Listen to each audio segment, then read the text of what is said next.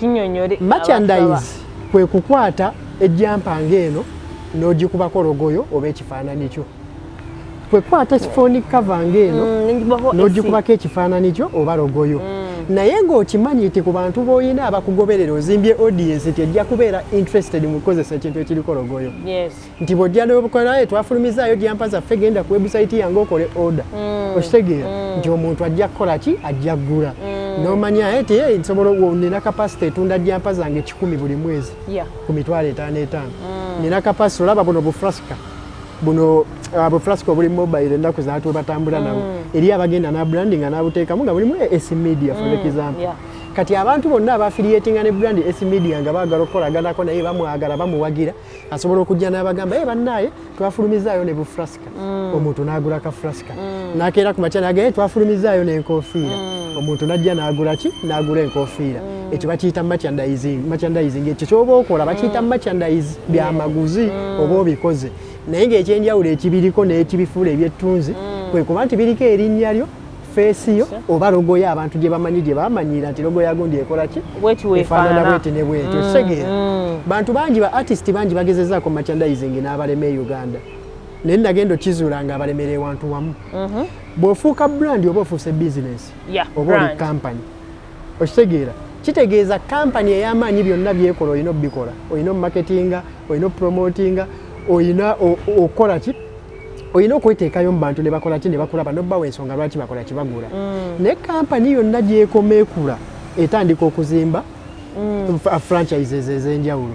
nti kampani bagiyita esi media ezimbye neetuuka ekiseera n'egamba esi agency ekola bulango neetuuka ekiseera n'egamba oba esi wines tugenda tutandika otunda wine. Okitegeera kati ezo ziba franchises ezitandise okublockinga off the main branch. Okitegeera kati ba artist abasinga beerabira nti bw'otandika merchandising oba otandise ka franchise within your big brand that is your brand. Kati kitegeeza nako olina okukatembeeta kakulenga ewa marketing eri ekirala sente zaako teziba zizo ziba zaako nti gwe okafunamu olina kukwata ku magoba. Sigamba nti otunze ejjampa 5 n'ozikuba wano n'ozinwa ng'ate okimanyi ejjampa eno wagiguze wataddemu ezo giprintinga wataddemu ezo gitwala gy'erina okulaga ne ka budget osobola ogana nagimarketingidde 2,000 kati n'ozijjako n'oga nsigazaawo mmeka nsigazaawo 7 akasanvu ge gaba amagoba ago. Okitegeera naye kati gwe bw'ogikwata gyonna 5 n'ogirya brand eno bw'ogisse tennakola ki tennakula bw'olowooza nti yojjamu nga bw'oyagala bw'ogisse tennakola ki tennakula. So singa okera ku makya n'okazimba n'ogamba nga esi ntandise okukola merchandise brand ogenda kubeera olwaninga merchandise zino sales bwe zijja kola accounting baliira bye twataddemu kola ki bw'oti sente zibanking bw'oti ne bw'oti franchise eyo esobola okukula etuuka ekiseera nga ogaye tukoleyo ki jampa tuzikoze nnyo abantu baffe baziyina tukoleyo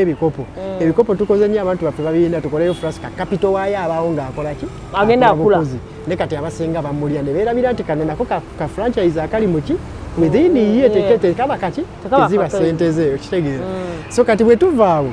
nga tuvudde ku merchandising nga tumutegedde bulungi merchandising ono wabeerera omulungi nti olw'okuba olina erinnya osobola otuuka ekiseera n'ogamba nze ndi esi nina erinnya lyange nina omuvubuka gwe mmanyi atunga amasuuti kaŋŋende njogere naye akoleyo edishoni y'amasuuti agaliko logo eyange neeyiye. Okitegeera kati gwe nojja n'olanga ng'omanyi nti olina percentage gy'olina okufunako nti oba buli suuti gye tutunda ninako 20% nga esi kiba kikuyambyeko nti si gwe agenda otunga si gwe agenda okwoutsourcinga material si gwe agenda okukola ki naye gwe okozesezza linnya lyo brand yo n'omugabo ogituuza wano nze nja kuteekayo nange tujja kufuna ne buli kye tutunda nfunako 30%. Nze ndaba abantu balanga naye okulanga ba content creator kukyabadde ekigani amanyi ge matono tebamanyi ng'ejja kipresentingamu webityo kiviira ddala mu niche market gye wazimba. Okitegeera bw'obanga niche market yo gye wazimba eri awo nga ebiseera ebisinga osobola okujja no identifyinga niche market n'oganja kwogeranga ku byabusuubuzi along the way excitement n'ekuyitirirako n'otandika oyingizaamu ebirala bye wali tokola n'otuuka ekiseera n'oyingizaamu ate ku kino nawulidde ebyabalimi binyuma nnyo n'obyogerako otuuka ekiseera nga audience gy'olina tetegeerekeka okitegeera nti bw'oli waaba akuwadde ekyokumaketinga tamanyi muwe kyabalimi muwe kyabalunzi muwe kyabalambuzi ndaba wonna versatility erina kuba weerina okukoma for example bw'oba oyogera ku byabulambuzi okitegeera bw'oba ogaziwamu odda ku lifestyle oyogera ku balambula ne experiences zaabwe bw'oba ogaziwamu oyogera otandika ku profilinga tour companies bw'oba ogaziwamu otandika mu hotels kitegeeza abantu bonna abali mu layini eyo ayagala ebyobulambuzi abajja kwetaaga hotel wanasula abajja kwetaaga tour company enamutambuza abajja kwetaaga ngatto kizalina okwambala ng'agenda okukola golira tracking kati kitegeeza oba okyamuyinaawo wonna oba ogaziyizaamu kati naye ng'ogaziyiza mu field eki yemu si leero okugamba nti leero byabulambuzi ate nti oli ku ddagala lya jjajja n'ova ku ddagala lya jjajja ate nodda ku mupiira audience eba ewuguka buwuguse eti social media zino platforms zirina kye bayita algorithm yeziyambako okusengejja okusinziira mu byopositinga nabaani be balina obisindikira okusobola okuba nga audience yeekula mu kubeera wali leero obulirira entobbe mazina bali bebintu byenina ekikola banga abantu bafaani bange mbamba bowa banjagala bafaani bayagala kundamu nga nsanyuseemu ekyo osobola okukikola kasita oba ng'osigadde mu kikyokola ate mba nsigaddeyo naye leero wenzina ku mazina fani wange asanyukako toyina kisusa nti bw'oba oze kuzina mazina osobola okujja n'ozinamu ku mazina naye ate ebiseera ebisinga obeera intentional ne ku music gwozinirako bw'oba nga gw'oli obubyo byakubuulirira abantu weeyise bwoti ne bwotiiba embeera weebe kuyisuseeko kitegeera osobola odondamu obwe kayimbako kangeze kayimba kalina message ebuulirira muntu ti osobola okukula n'ova ku level n'odda ku ddala bwe n'ojja n'okavayibingirako oluusi osobola n'okwogererako ebigambo 1 2 3 kati psychological omuntu eyakugoberera ng'akwagalako ekyo ne lyrics ziri ziba zirina zezikola ki zekimuyambira nti osobola n'otuuka ekiseera kuba abantu bawuliriza music ebiseera ebisinga nga bawuliriza beat tebawulidde lyrics nga ggwe olina engeri oziwandiikawo wali n'afuna obudde obuzisoma kubanga ziri mu maaso go n'ategeera luno oluyimba lwali lugamba kino asobola oddugatta mu katalogo ye n'aga bulijjo simanyi ti luno oluyimba lwogera ku kyempitamu oba oyongedde okuyingira mu ki mu mmeeme eyo okukkiriza nti okolera ye okitegeera so olina kuba intentional ku buli kyokola si buli kijja nti okibuukire kati kuliko kyayiwa enjaayo ate omubuukire ate oli imaamu okola content wakusomesa bya ddiini eba contradiction bw'otandika okuzimba brand kyolina okumanya eriyo ebikuggyibwako buli kimu kibaako omutango gw'osasula okufuuka owakabi eriyo ebikuggyibwako nti osobola obikola eno ebbali ne bakyaliibo katugeze olwaleero Farida Nakazibwe asobola okuba naye alina obudde bwe bwabeera ne bakyaliibe ne banyumya ku mboozi ez'ekikulu ezisukka nawo naye ng'ate mu kamera tasobola okitegeera ese asobola okubaddeyo ali ne babrand eyo ne bakuba ekiboozi n'obasanganga ekiboozi kikutonoga ebyo bibaamu bya bulamu ne bw'oba ofuuse brand waliwo kye bayita public relations engeri brand gyerelatinga ne public kyobula company zibawo n'omuntu nga mulamba public relations officer media yayogera kuba media eri abantu abawo ku bridging gap eno kyamanya brand kyeyagala communicating eri then na communicating eri feedback gwe bamuwa namuza eri brand ne beetereza bwe baddayo nga ba communicating okusinziira ku feedback gwe babawa abantu ne bongera omanya nti bano bakolera ffe bali naffe bakolera ffe ng'abantu so kati yes so kati bantu so kati wenna azimba brand manya kimu there is a cost you are going to pay obyo olina okuleka oyo olina okutwala nga kyenagaye kwemusiibula nti kati waali eriyo byalina okugamba nti wadde kinyumira kiki kisasobola kikola publican wadde njagala nnyo okukola olugambo ebinkwatako nebitankwatako naye kimulimu so kati merchandising eri emu ku ngeri omuntu gy'asobola okukolamu ku sente mu content we exactly kati engeri endala omuntu gy'asobola okufunamu sente mu content we ng'ofuuse content creator n'ozimba branding nga y'amaanyi katugeze obadde oyogera ku mmere eriyo abantu abajja ku social media nga ye food n'ayogera ku mmere agenda mu restaurant n'akola ki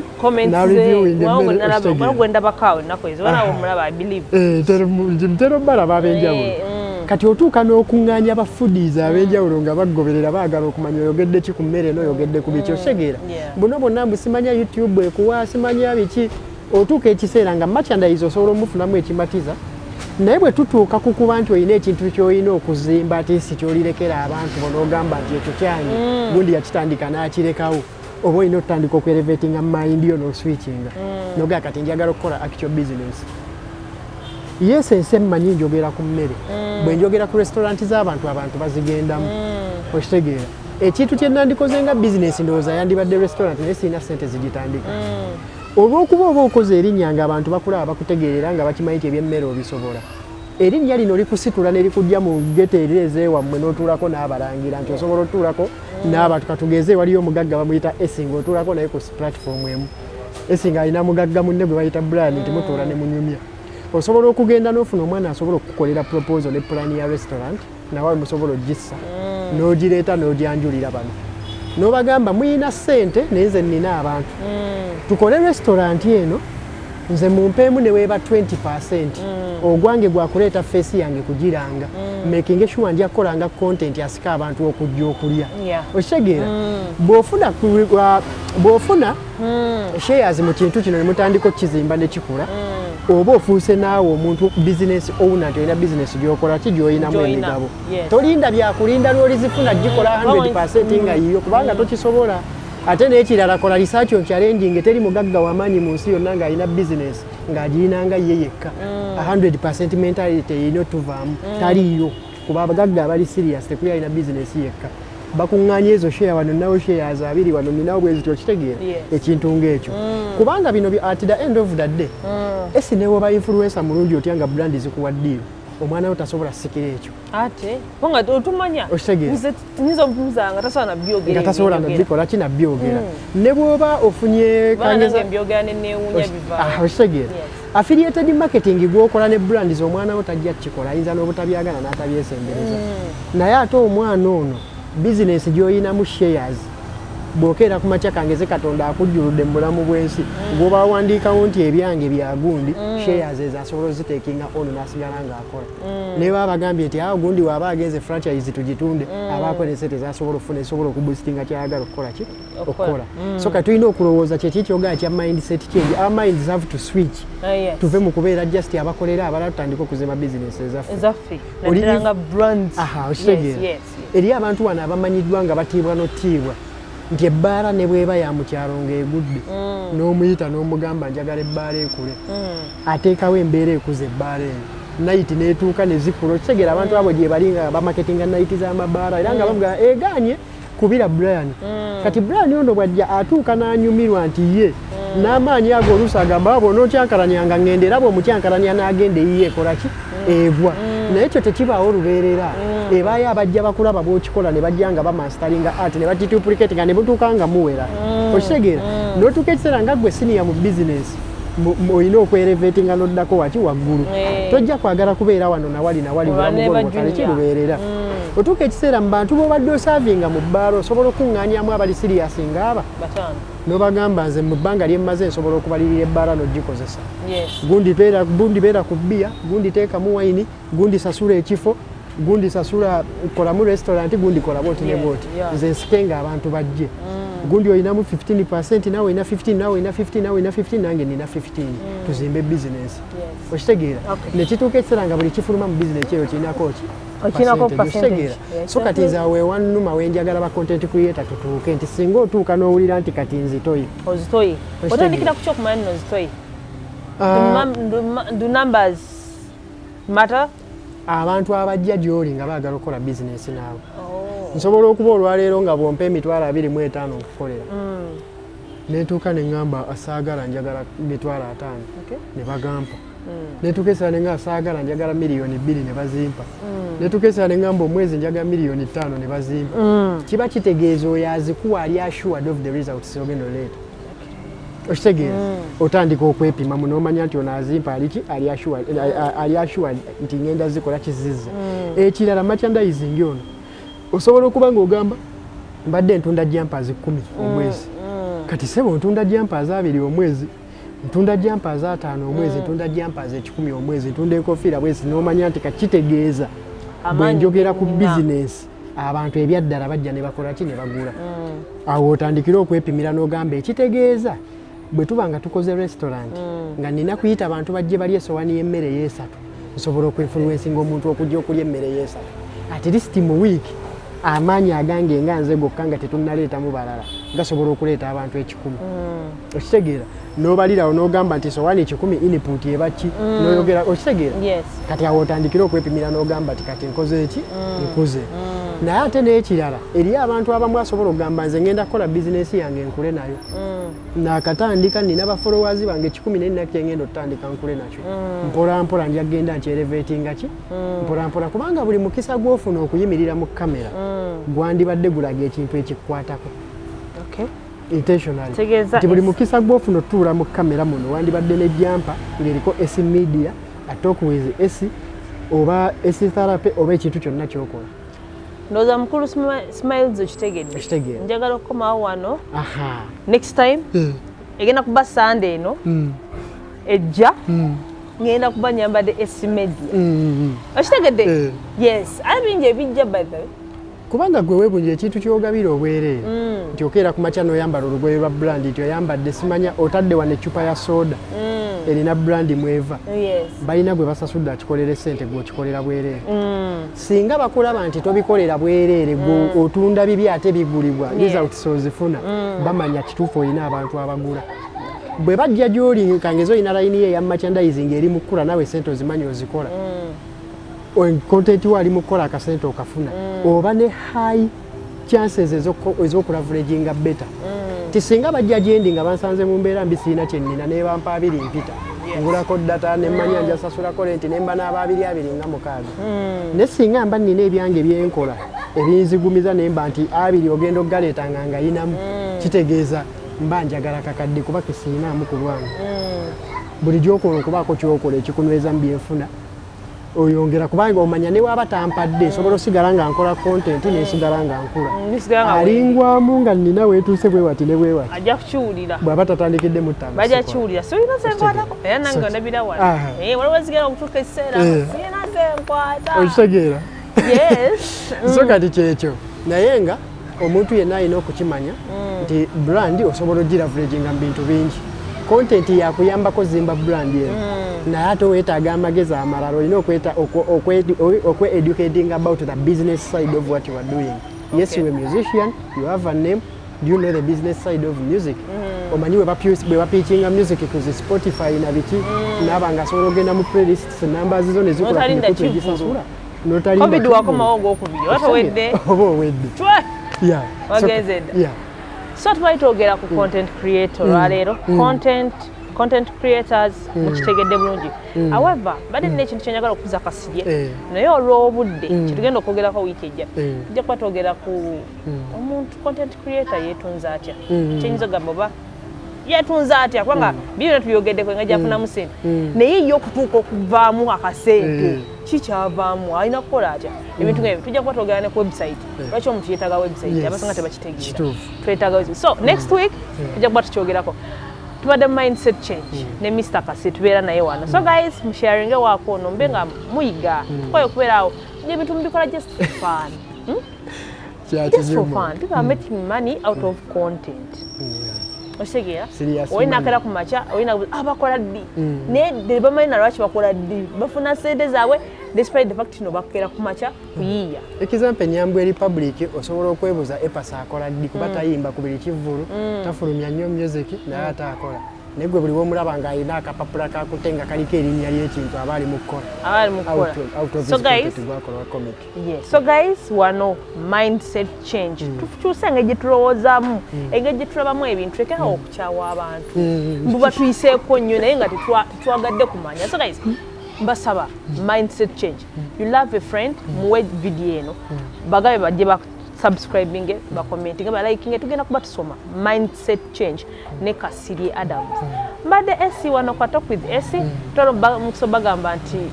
tozogaye twaga tuyisewo kinga sina kulanga bakama bange the wine bank emakindye wine bank emakindye bano bagamba bati we speak wine so gwe wenna omunywi omuntu yenna ng'oyitiddeko mu Makindye ng'oyagala akafo w'osobola otuula n'omukyala womebwa ebyokunywa ojja ku wine bank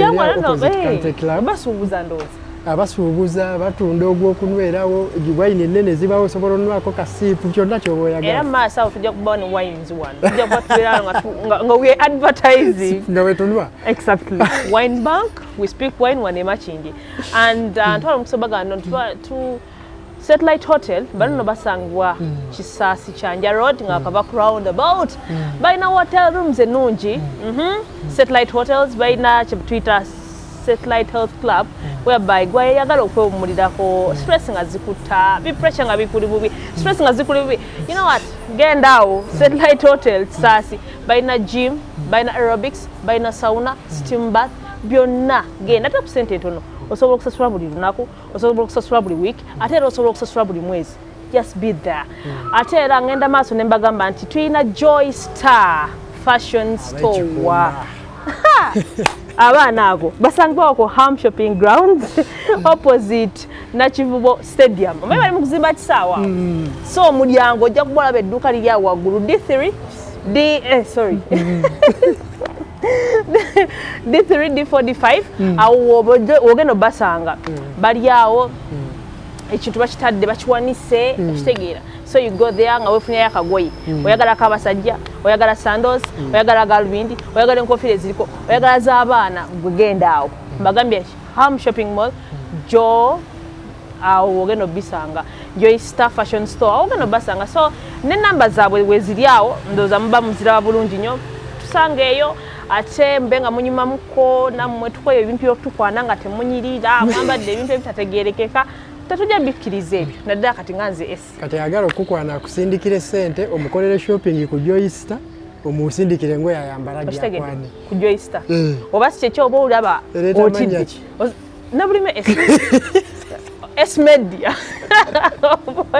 nekyaza okungamba nekutwalayo straight away naye nga tubadde wano ku S media twagala nnyo we meet next time webale nnyo Kasirye amina we meet next time